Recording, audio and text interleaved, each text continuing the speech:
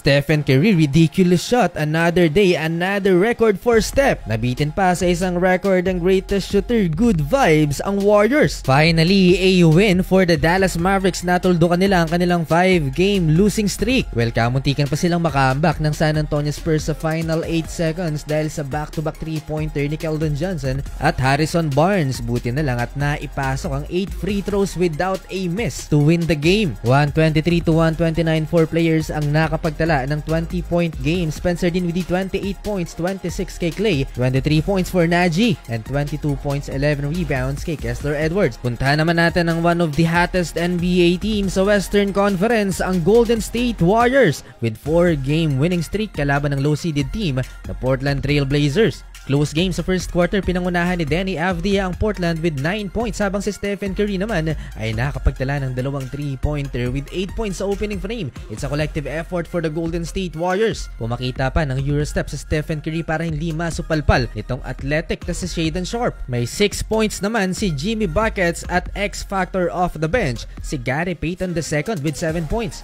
35-27, Warriors up by 8 at the end of first. Second quarter, step up naman off the bench pa rin itong si Buddy Hield with 11 points, 4 of 5 shooting from the field with 3 3-pointers. Nakipagbalyahan naman si Quinton Poe sa isa pang 7-footer big man na si Donovan Clingan. Naging si Jimmy Butler hindi umubra sa 7'4" rookie, bagsak si Jimmy Buckets. Nagsimulang lumobo up to 19 points ang lamang ng Golden State Warriors. 16 points lang naman ang naitala ni Gary Payton II dito sa first half with 4 3-pointers. Mostly role players ang kumana dito sa second frame. 3 points lamang sa Stephen Curry. Moses Moody driving to the basket to end the half. 68-49, 19-point lead. Third quarter, Quinton Post back-to-back field goal for the Golden State Warriors. A putback and a 3-pointer. Double-digit scoring na rin for the rookie big man. Pero kabahan na ang Golden State Warriors matapos mag-run ng Portland Trail Blazers. 10 straight points for Anfernee Simons. At sa dunk na to ni Donovan Clingan, finally baba na sa single-digit ang hinahabol ng Portland.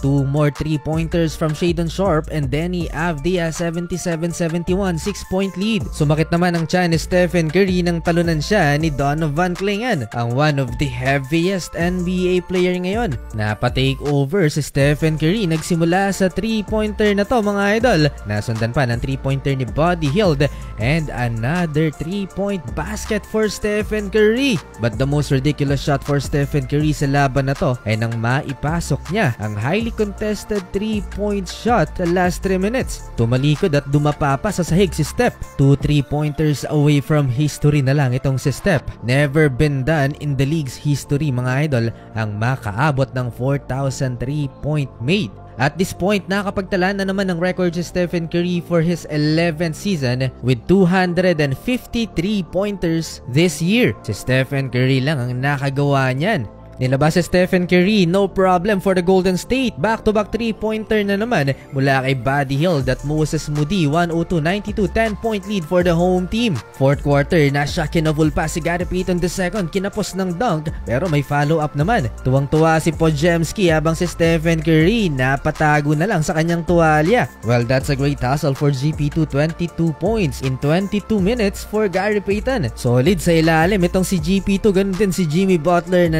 pagbalyahan pa rin kay Donovan Clingan. 9-minute mark, sinigurado na ni GP2 ang slam dunk na to mga idol. Alley-oop dunk mula sa assist ni Draymond. Fast break. 1 point away na lang to tie his career high. 7-minute remaining sa fourth quarter. Imbis na sumali, inawat na lang ni Draymond Green ang rookie. Masyadong matanda na si Draymond para makipag-away pa sa mga batang manlalaro. In fairness kay Draymond Green, kahit 4 points lang, may 4 na rebounds naman, 7 assists and 4 steals. 12 points pa ang habol ng Portland halfway. Finally, after 7 years, panibagong career high for Gary Payton II, 26 points. Nasa Lakers pa nun si GP2 nang maitala niya ang kanyang 25 points. Nabitin si Stephen Curry sa kanyang 4,000 3-point made. Well, panalo naman ng Warriors.